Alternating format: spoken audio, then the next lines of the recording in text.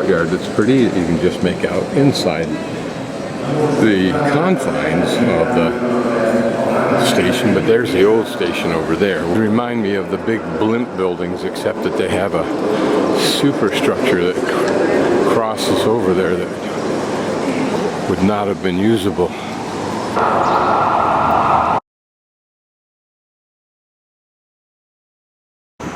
Okay, there's a picture from the outside. I'm looking at the main part of the station, but trains are in that back part there. But notice the very pretty mall that's been created here to complement this modern building next to it. A little pedestrianized square, really, although it was a street. Nice restaurants along through here.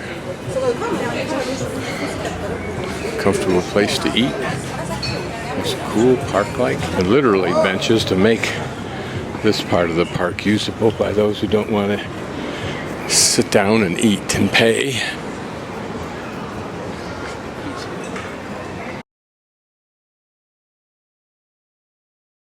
No. Dramatic statue, but there's no way to know who it is. It's a pretty little park area. So if you were sitting here, you could always go get a bite to eat, and there's a Hooters, can you believe it? Neat how this park winds right through the restaurant corridors. Well, this is Hungary, Hun, Attila. Just to let you know what I'm doing, up there is the railroad station I landed at, top middle. I came on the diagonal of that beige street from upper left to lower right, and crossed over Andrassy, which is the same beige color, going from upper right to lower left, and now we're negotiating our way down here to where this dot is, but actually above it in the middle of my thumb, which is where my hostel is. And all I am doing is looking for interesting buildings or anything else.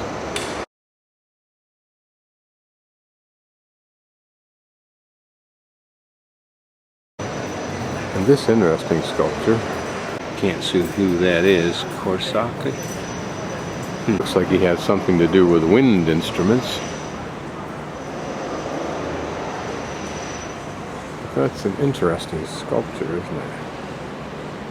At the other side, it looks like half of a face, a violin split down its handle, and a couple of hands. Don't know what that's supposed to symbolize. This a big trumpet face. Ah, okay, duh. And there also a trumpet head or funnel. And there his arm above, indicating the drama of direction, I would suggest.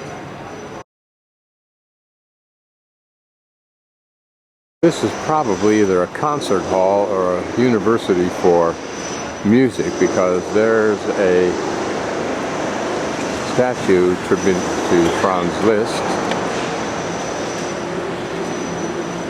As we look at some of these panels, like right here, I think those are cherubim children-like creatures playing with musical instruments.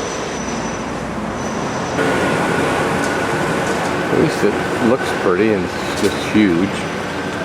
We'll take a left here and wander down this street for the fun of it. I had myself lost the other day coming back from Slovenia. Figure. This looks like it might have been an important building in its early day. This is a pretty arcade in an old building that's been somewhat refurbished. And as usual, it's the inner portion of the block or of the big building that's alluring.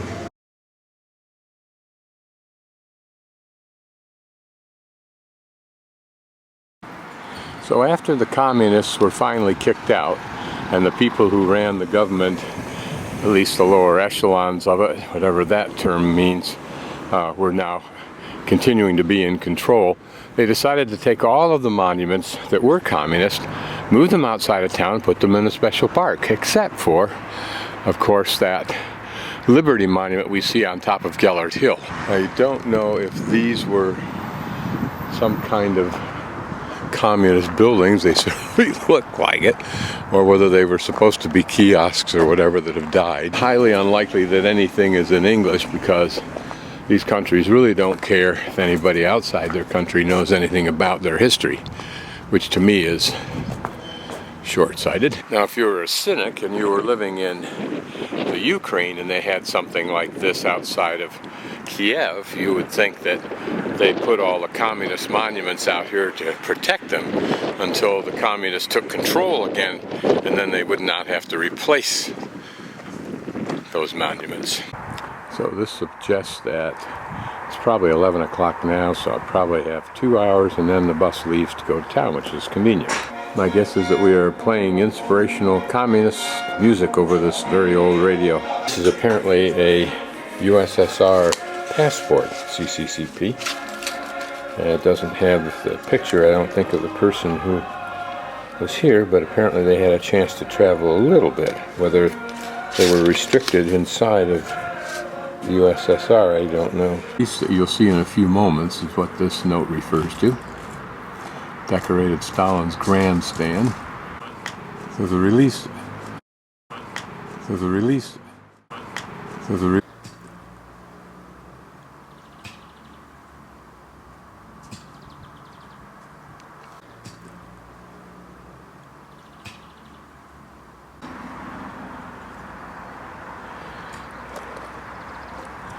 I'll raise the camera and hope that I've got it at a good angle where you can see this. Very simple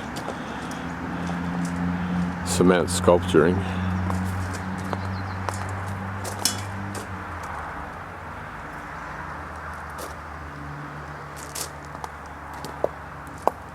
I'll sidestep the length of it so that I'm sure I've captured all of it I can.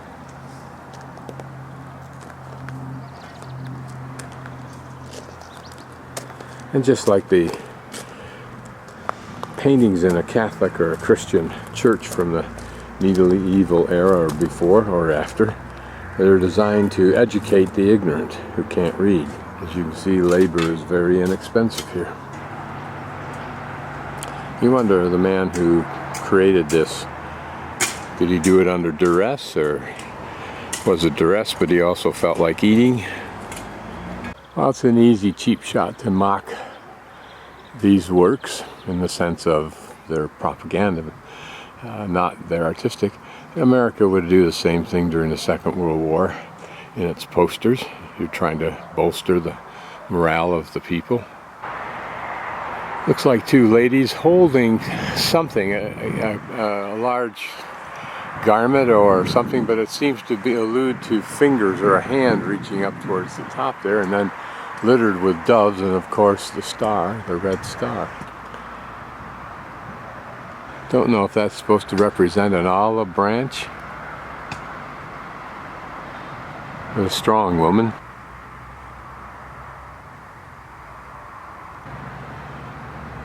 What this date is down here, I'm guessing it's something equivalent to or similar to Roman dates, but obviously a military figure. So perhaps it deals with the overthrow of the Nazis. So I would imagine this statuary had a dual role, at least one to applaud and pat on the back the Soviets for casting out the Nazis, and number two, to try to convince a people who were quite happy to get rid of the Nazis but did not want to have a new master that they could love their new masters and become part of the fold. There's a very strong, heavy sense of massiveness in this man, in addition to his raw size. Again, something to make the common man on the left truly believe that he should be grateful to the military man on the right, the Soviet, who has freed him and is now his partner and father, if you will. Notice the average man with a double handshake, reflecting great enthusiasm, and the other man simply conforming to the formality of the handshake. I would guess on this monument there used to be some kind of slab that was embellished with wording and something patriotic, but my impression as I look at this creatively is that It may express man emerging from the darkness of the Nazi world and becoming whole and complete and confident Soviet citizen. In this monument, woman on the right probably reflecting mother of country or country itself, not to mention the nurturing capability of women, as well as the defending, protector, liberator soldier on the left, the red star, and then if you notice the green dots, that probably means that there were copper letters there, that all of that was stolen and damaged, of course, after the fall of communism. It's interesting for me to remember, or at some point in time find out who this Kun Bella was.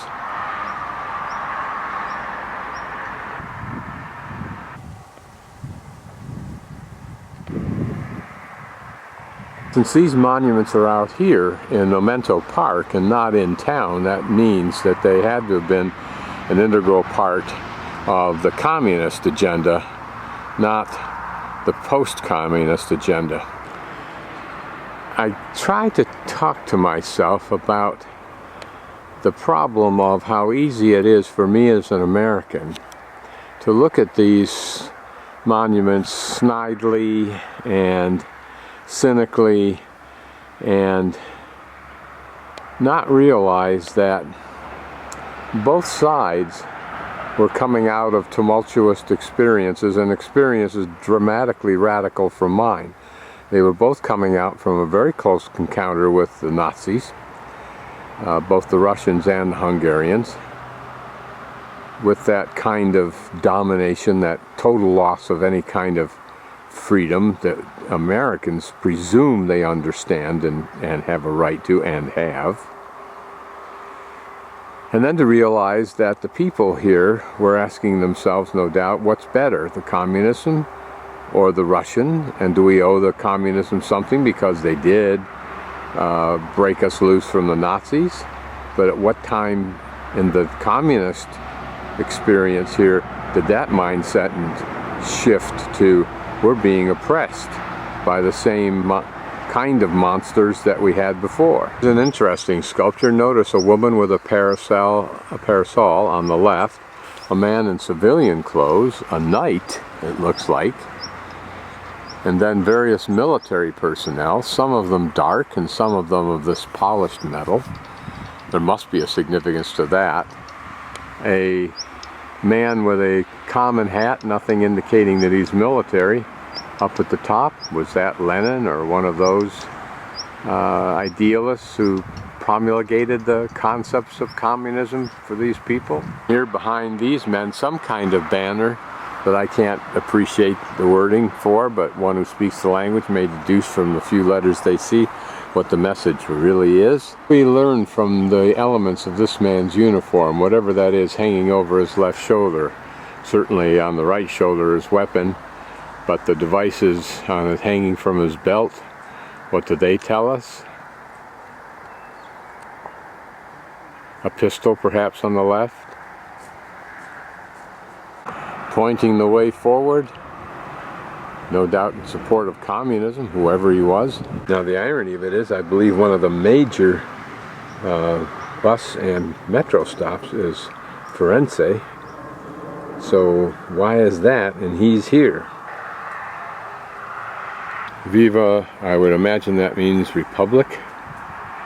1919 from 1917, but with the star.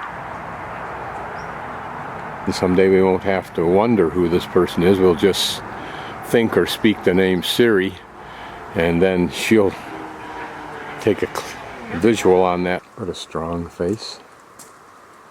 It's no wonder that the Jewish people, and also those who are against the duplicity and outright fraud of the Hungarian government in putting up that current Jewish Nazi monument in Budapest. These things have power, have weight, have time. You don't build them lightly. You don't put them in there to take them down a month later. They will influence. They will appear to present a truth. And if they lie, they have to be hated or ultimately moved to a place like this. So notice over here, it looks like we have gunshots or something like that, or maybe they're just stars. I don't have a clue what that symbolism is, or that one. This, no doubt, an important message. This probably symbolizing unity between sexes and their goals. A woman carrying a rifle, a man with an upheld hand, which normally implies peace or stop. Another man in a military outfit, I guess that is above the two of them. On the right hand side, again, I don't know what those two men are holding. It's either military, like the one on the lower right, looks like it's the same uniform as that guy. That guy on the upper right seems to have a military hat on, may have a rifle in his hand, I don't know. Were these three important people that this monument focuses on? Monument to the martyrs of the counter-revolution. What was the counter-revolution? Those people who were pro-communists and fought against their own people? Possibly. Powerful. Was this an attempt by the communists to make their Hungarian supporters look like they were really martyrs and really powerful strugglers? Notice how this reflects the cold, bulky, almost tawdry, I hate to use that word here, but it seems appropriate. Typical stuff that you would expect from the communists. Their big bulky block cement buildings and other kinds of structures that were so devoid, intentionally apparently, of any aesthetic. It also symbolizes to me a place like, and I say that because this cement is grayish. It's rough-hewn, to say the least. I think those are the reliefs of individuals, so maybe it's trying to reflect lost people who were lost to the revolution. The Buddha Volunteers Regiment Memorial. What does that mean, the Buddha Volunteers?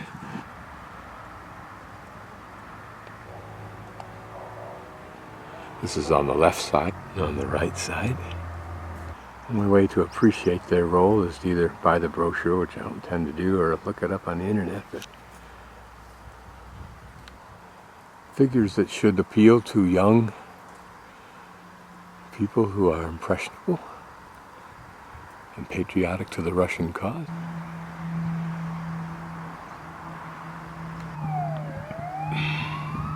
This panel, of course, trying to convince children and their parents that children are a vital element of the success and the wonder of communism. It's a memorial to the armed services, including the women, military, the Army and Navy. Certainly it rings with exuberance and power and energy and forward thrust. I thought to myself it'd be interesting to compare these to the statuary on the cast in bronze, probably in pieces, but a significant work, bulky of course, rough hewn, but it still reflects those dynamics I define. Just glorifies the movement. That's what it's supposed to do. The irony of that water tower, modern, spaceship-like in design, hovering over those trees a quarter of a mile away from this. I'd have to check those dates. Hurt my back too much to bend down that far to see it, but when I can, to see if it was that time period when countries interjected themselves into the Spanish War, mainly as a training exercise for their own forces. But notice the massive muscles, unless those diamond-shaped things are some kind of the uniform. It's important in every culture to put up monuments like this to justify, if nothing else, to justify the decisions made by the people who committed the young to die. Does suggest workers of the world, doesn't it?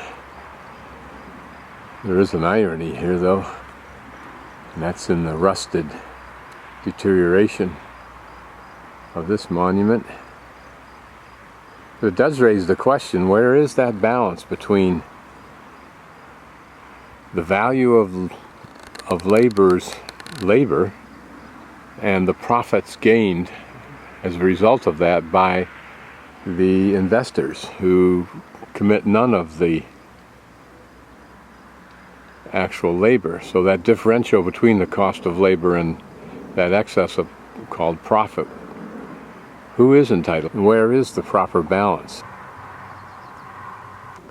It's interesting how the ranks of the horde of workers, in other words, the masses of the fungible populace, as opposed to an American concept of the value of the Steve Jobs, certainly refers to an individual, but an individual as portrayed who is blindfolded.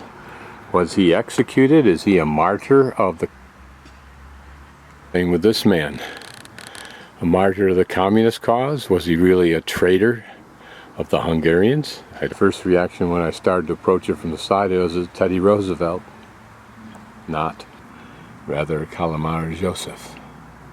Such monuments again can be great lies. Certainly a monument to the cause. But I'm reminded, when I made my last comment there about how statues can lie also, of the high religious leader in Spain who constantly tried to undermine and control and harass Columbus's efforts to put together his expedition to explore or find a new world or a new route, and he did find a new world. The man was actually pretty damn politically vicious, but he comes off on his sarcophagus as this nice, calm man lying in repose. Ergo, and remember, the documentation that supports what a person really did and was may well be hidden, die off, be destroyed, shredded. But the statuary lives on for future generations who know nothing of the truth to only imagine and then by osmosis suck in and create a reverence for it. Notice, whatever this is, there's Kumbela again. So these are two people who were apparently at the same cal.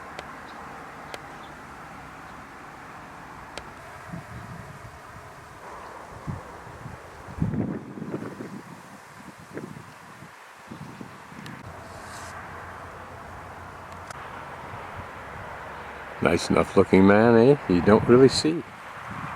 He looks like he's important. He looks like he's intelligent, calm, sophisticated to the sense he's wearing a suit instead of laborer's clothing. But nothing of the man. Imagine how different the world landscape would look if Lenin or Hitler's systems were successful.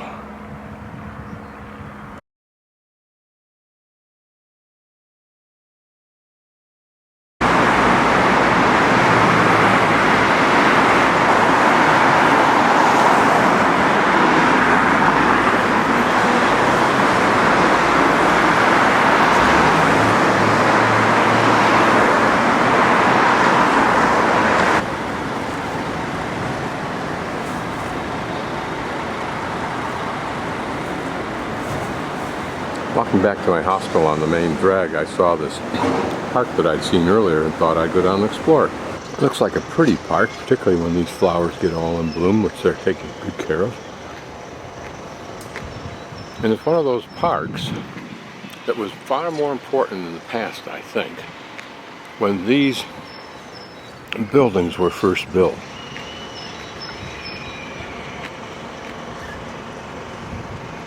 Shooting some kind of little commercial. Either mom, dad's,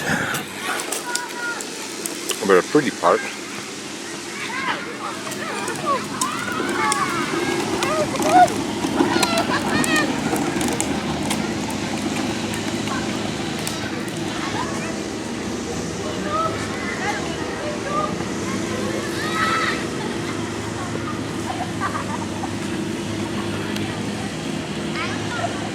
an interesting church on the opposite corner from where I came in, kitty corner from where I came into the park.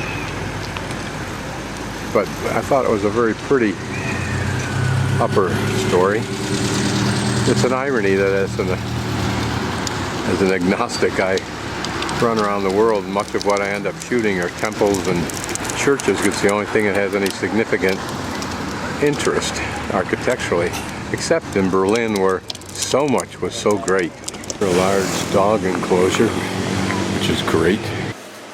Over in this corner, a little water feature that the kids are apparently free to play in. Somewhat old building is apparently a school.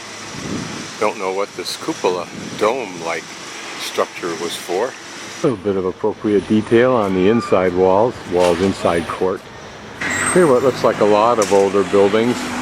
I don't know what older means here, but it certainly is a beautiful contrast to the ugly cement slab blobs that cities allow to be built.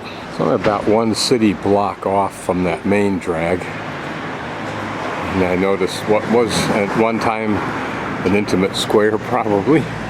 But this building here on the right has some interesting detail up on top, so we'll go up and take a look at it. How old it is, I don't know. There's the rest of that building, and in contrast to the one that we saw that was directly ahead of us, this looks to be an Art Deco type of newer design, and those elements up at top reflect that. What the building was for that this graffiti reflects, I don't know. Horses.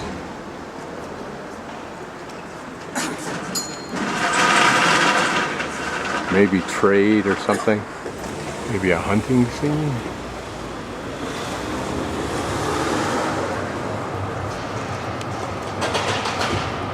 There was some somewhat subtle detail. It was an attempt, as well as the impressions that hold those bits of detail in that fresh cement when this building was first done. But it's not much, but this was a pretty attempt by one very small building in the midst of these very big, long buildings to create something novel and tasteful, but still out of cement. This was and is a pretty building in its context simply because it's maintained. I'm not exactly sure where I'm at. I think it's that street that goes up to Coletti. If that's the case, that's a good sign. But whether I'm too far from my hostel or not, I don't know yet.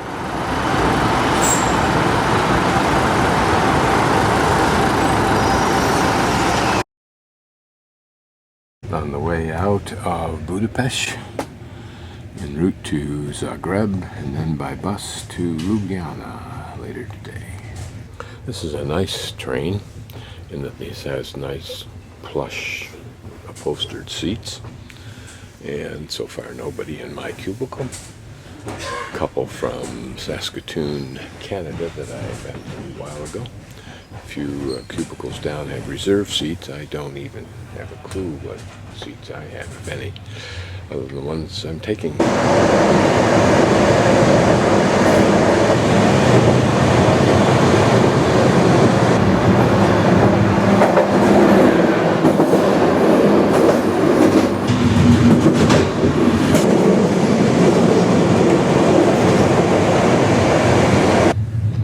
Western Hungarian countryside.